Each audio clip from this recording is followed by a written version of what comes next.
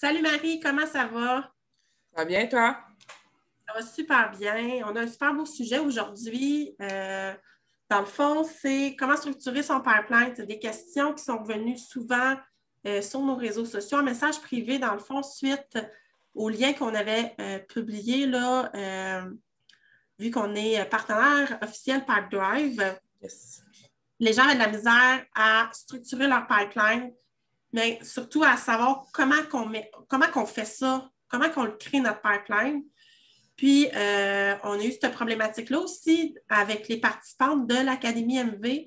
Puis, dans le fond, on a décidé, nous autres, avec l'Académie MV, de s'asseoir avec chaque participante et de le faire personnaliser en fonction de chaque entreprise. Mais on peut donner un exemple global parce que c'est le même exercice qu'on fait faire à tout le monde pour le structurer. Donc, quand même, on peut partir d'une généralité pour faire ça. Puis après ça, on peut venir le personnaliser en fonction de chaque entreprise. Donc, je ne sais pas si tu peux nous partager, nous dire c'est quoi l'exercice qu'on fait faire à tout le monde, que ce soit autant en exécution qu'en formation.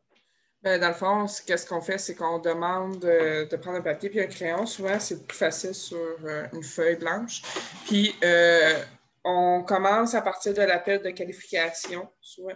Puis là, après ça, on découle. C'est quoi les étapes qu'ils font dans l'entreprise quand le client... Quand on achète un service avec toi, c'est quoi les étapes qu'ils font dans l'entreprise?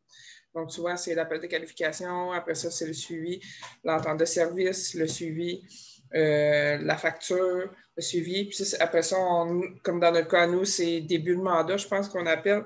Donc, après ça, ben, tu peux voir où qui est rendu les personnes dans chaque étape. Si on prend exemple, au début de la pandémie, quand j'avais ma fille, au début, ben, je ne pouvais pas toujours faire des gros blocs de travail. Fait que souvent, j'allais voir, OK, je suis rendu à quelle étape? OK, ben, je suis rendu, exemple, à envoyer la première facture à Véro. Ah, je suis rendu à envoyer l'entente de service à telle personne. Fait que tu vois où qu'elle est rendue. Donc, mais on vient tout le temps personnaliser avec la personne. Souvent, quand on le voit sur une feuille, où on y voit une image, on fait « Ah, mon Dieu, finalement, mon client fait beaucoup plus d'étapes qu'on pense. » Puis après ça, ben, c'est plus facile de venir automatiser certaines choses. Quand on parle d'automatisation, bien sûr, c'est d'envoyer un courriel de suivi automatique ou n'importe quoi. Là, ça dépend, là, tout en gardant le côté humain. Oui, mais c'est ça, parce que en sachant toutes les étapes par lesquelles ton client passe au niveau de ton administration, parce que c'est très administratif, ça. Bien, Oui. après ça, tu peux venir automatiser certaines choses, comme l'envoi de ta facture, elle pourrait être envoyée de façon automatique, tes suivis pourraient être faits de façon automatique aussi, ou tout simplement te créer un rappel à partir de ton CRM. Tout ça, là, ça part de la base de bien structurer c'est pas son CRM, c'est de bien structurer son pipeline. Puis après ça, on peut venir créer des automations, des tâches qui vont vraiment se créer tout seul pour bien faire tes suivis, puis que tout le travail soit fait vraiment adéquatement, puis qu'il n'y ait pas de fuite dans la gestion de ton service à la clientèle. Donc, à la base, si tu connais bien ton entreprise, ben, tu vas être capable de mettre en place toutes ces choses-là pour que ce soit vraiment le plus optimal possible. Là, on parlait de papier-crayon pour faire cet exercice-là qu'on parlait là, sous forme de carré, mais tu as découvert une application dernièrement qu'on a testée, nous. Lucidchart. Lucidchart, qui est vraiment facile d'utilisation, parce que tu peux venir créer tous tes carrés avec tes flèches, puis tu peux même déplacer, c'est sauvé sur un nuage, puis tu peux y revenir à tout moment parce que c'est pas parce que ton pipeline a l'air de ça aujourd'hui qu'il va avoir l'air de ça dans 3 mois, dans 1 an, dans 6 ans. Même nous, c'est très évolutif. Là. On vient de les refaire, nos pipelines, là, justement. Je pense que surtout, pas je pense, mais surtout que quand nous, on est 2 dans l'entreprise, il faut qu'on ait une certaine structure à cause que vite, ça va devenir le Vietnam. Moi, je prends toujours l'exemple de toi avant qu'on s'associe. Toi, tu étais avec un autre logiciel très lourd pour ne pas le nommer, mais tu avais genre plus de 600 noms. Puis, c'était le fouillis. Là, tu cherchais pour faire ta prospection surtout.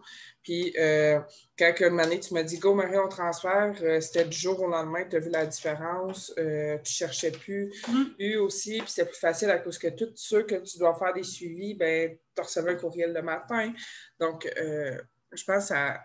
Le CRM, il faut vraiment le voir comme un deuxième cerveau. Puis il y a la fiche du client aussi, là, que tu vas poser les questions. Si tu poses la question plusieurs fois par jour à la personne, exemple, je sais pas moi, c'est quoi le lien de tes réseaux sociaux? Ben, tu t'écris la question, puis tu fais juste rajouter le lien à côté. Donc, à chaque fiche client, ça, c'est vraiment un gros plus.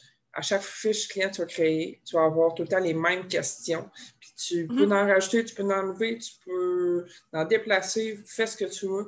Mais c'est vraiment, il n'y a pas une bonne réponse.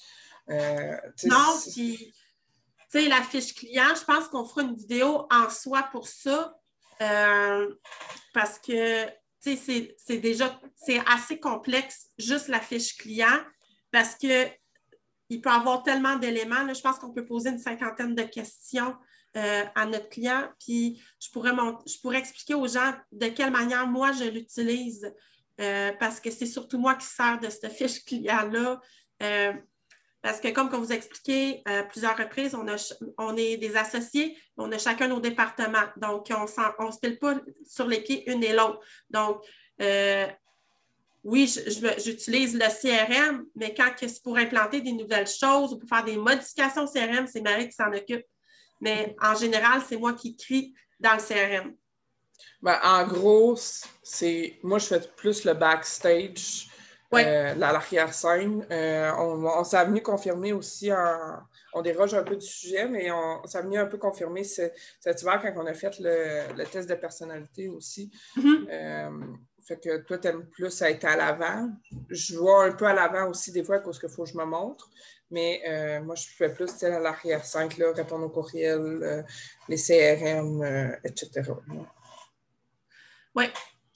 Je pense qu'on fait le tour de vraiment comment bien structurer son pipeline. C'était aussi court que ça, mais donc important.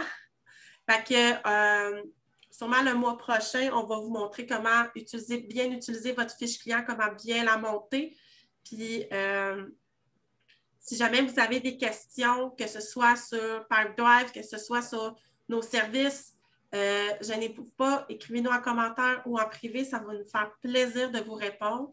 Fait qu'on se revoit la semaine prochaine dans une autre vidéo. Bye bye!